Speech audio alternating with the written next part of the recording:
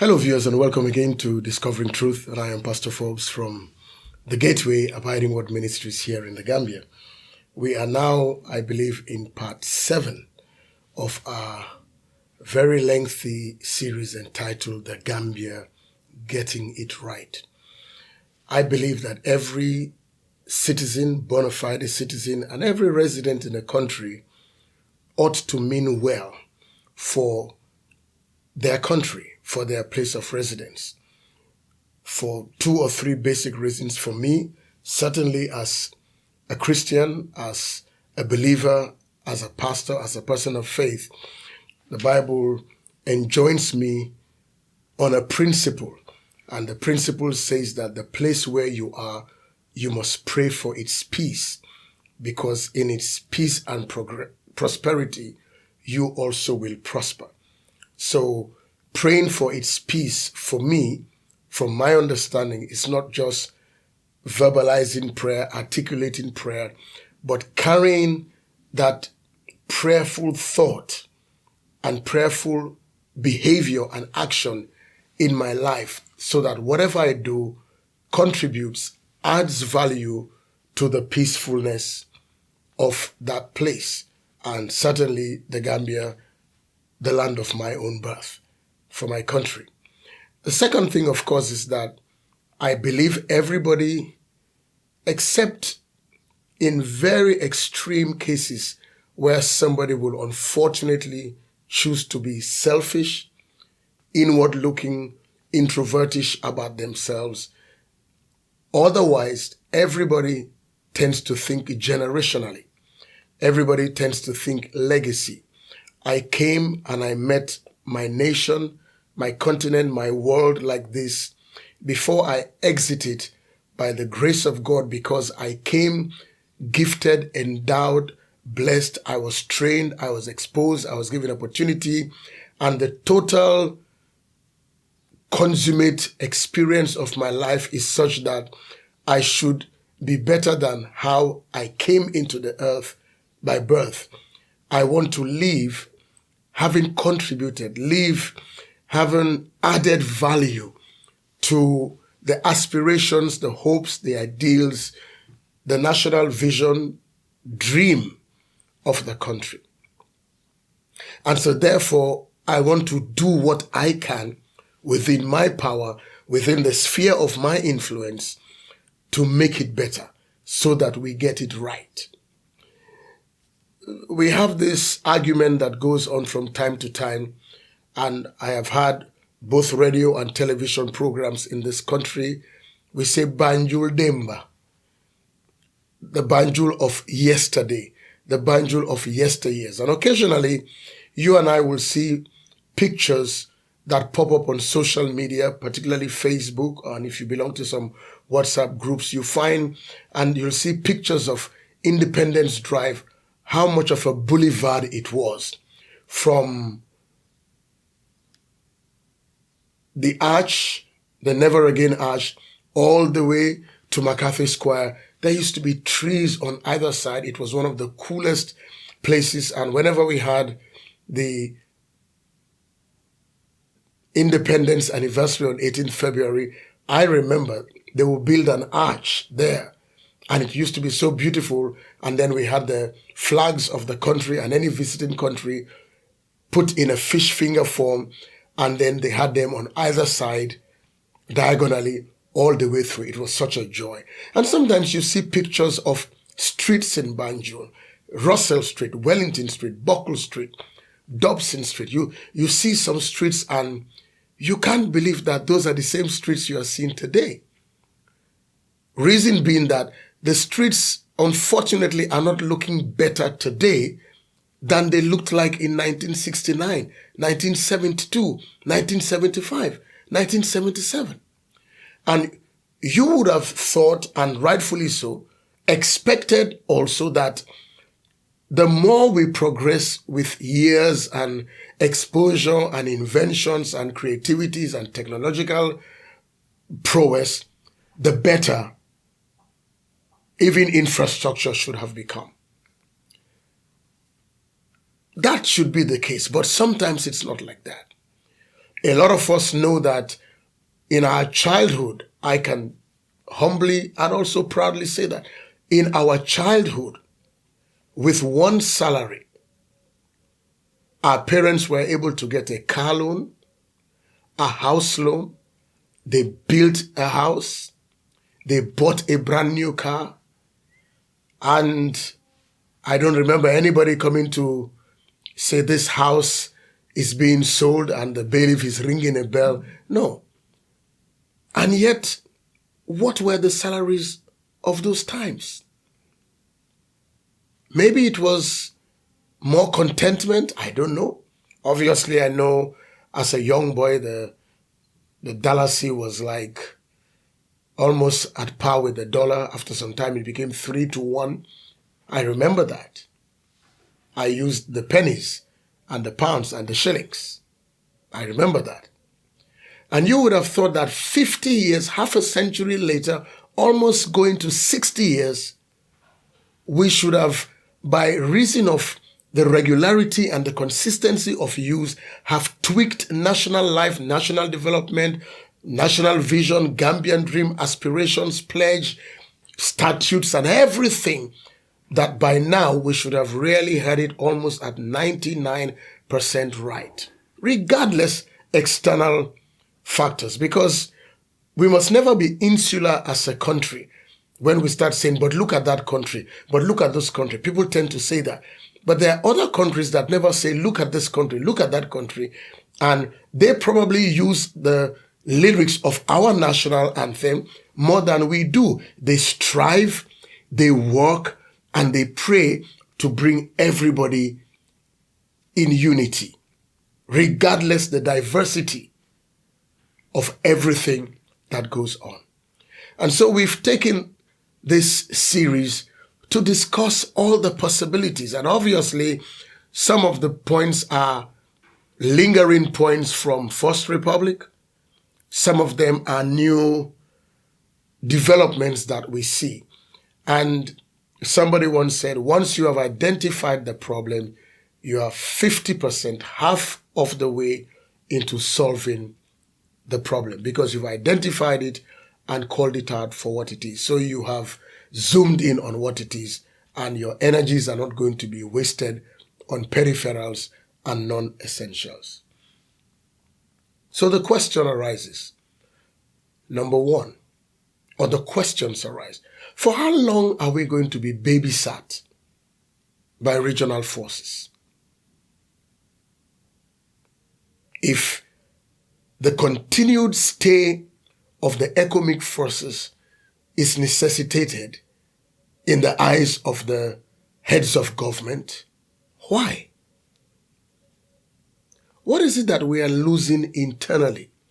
What is it that we are lacking internally? Or what intelligence gathering is going on that is still necessitating a seeming instability of our country to handle its national affairs, to take care of its territorial integrity, to take care of the safety, the peacefulness of her citizenry? Because you see, I see from my observation, I read, I watch a lot that goes on in my country.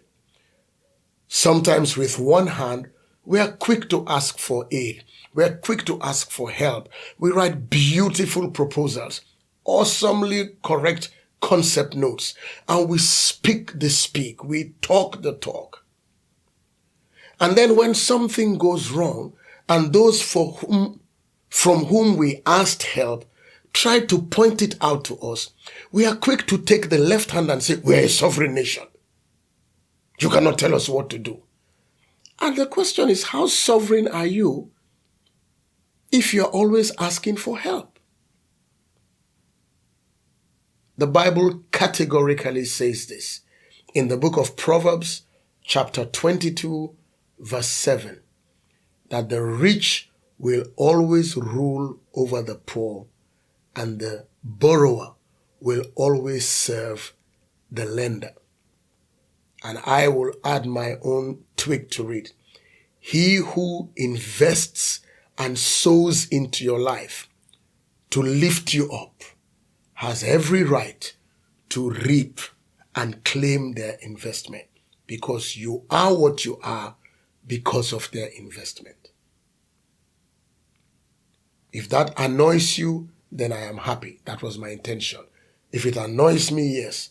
So it annoys us to the point that we start looking at ourselves again. What is it we are not getting right that is necessitating our being babysat? Because 20 years ago, we were not babysat. 25 years ago, we were not babysat.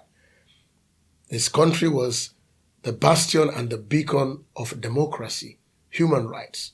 So the headquarters is right there in Bijilo for the continent. What are we still not getting right? And how can we change it? What kind of leadership must we have, or do we desire, that will have the ability and the wisdom, the integrity and the acumen to be able to douse whatever agitations, concerns, and maybe palpable annoyances?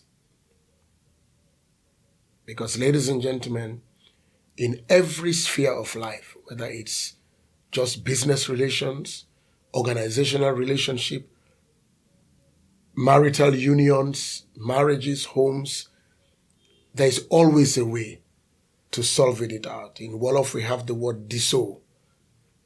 We talk. We jaw. We don't war. We talk. There must be some way of coming together, either in a national bantaba or some kind of a way that we are able to bring everybody's fears, expectations, and even solutions to the table, so we come out with an agreement. Because, ladies and gentlemen, the countries that tend to have it right are not necessarily free of agitations. But there is always this common good. There is always this understanding that the bigger picture deserves more than the individual, if you like, selfish desire. Because anytime any leader is presiding over chaos or governing what looks like it's shaky, something must be wrong. And my fellow Gambians and residents in the Gambia, wishing a problem away doesn't drive it away.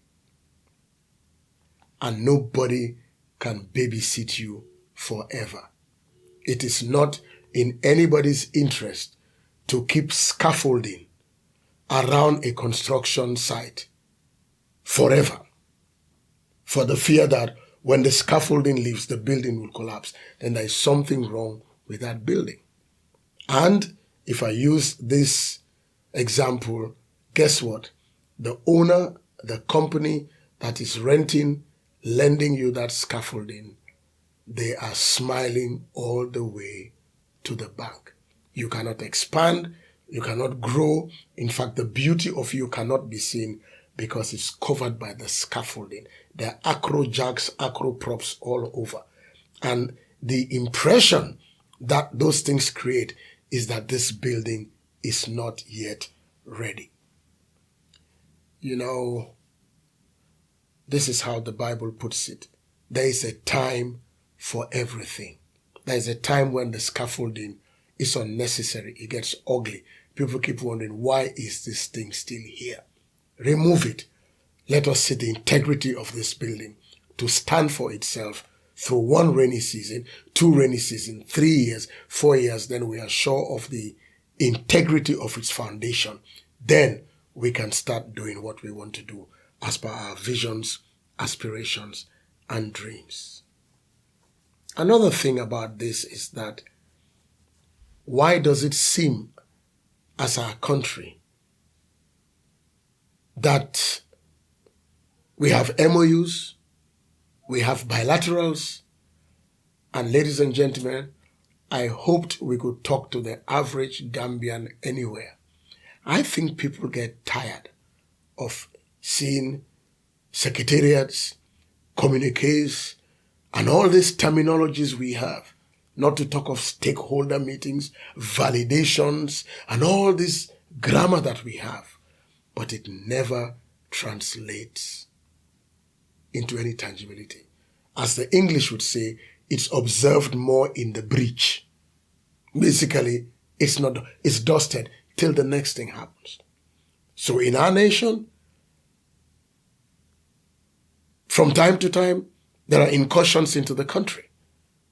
And there are gunshots in a particular region that borders our sister country. And we don't seem to be able to solve it. We don't seem to have an answer for it.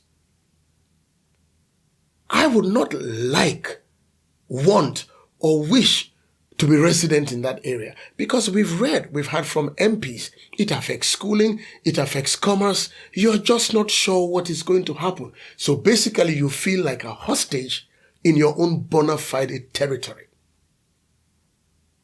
Why? For how long? Is there a long-term plan? Is there a long arm with an agenda? We need to get it right. We need to get it right. If we do MOUs, we must implement them. As I said in the last segment, that if there are three things, ladies and gentlemen, which help any nation work well, in our eyes, law, order, due process. When there is the robust enforcement of law and order regardless who, and we've seen it in countries around the world where ministers of state, secretaries of state are called to order, even presidents. Not long ago, it was the British Prime Minister giving a televised address from his car, and he did not wear his seatbelt. The law took its course. And the Inspector General or the London Metropolitan Police head was not fired, because everybody knows law, order, and processes make things work right. So if we have these MOUs and all these great things, we really are not going to look like serious people if at the end we just throw them somewhere and continue doing things the same way we wanted to do them, and crazily expect change and prosperity. Sometimes I feel as a country we live from celebration to celebration, and we are good at that. From the way we dress, from the things we do, and the public holidays we declare. It's going to be the same thing the next time, and the next time, and the next time. So it's not the talking, it's the walking, it's the doing for us to get it right. Here am I, ladies and gentlemen, if a job vacancy is put out there and they're applying for an aeronautic engineer at Banjul International Airport. I studied biochemistry in university. But I want that job because the pay looks good. And I have the connections. And the connections also mean that I would also have to layer other people. And if right before everybody's eye, interview panels and all, this man that did biochemistry somehow gets that job as an aeronautical engineer. This is how it is called. You're putting a square peg in a round hole. The peg will not be properly functional. The hole will not be satisfied, not to talk of the reason for which the job was created. If we want to get it right, I have heard the word before. I don't think it's a proper English word, but let's use it. We must have meritocracy, or a merit-driven culture where we are not looking at faces. This is one of the reasons why e-applications, e-procurement, and e-life is good. Because with that, you are not seeing any face. This one is a Karoninka, and this one is a Fula. No. The facts before you will determine it.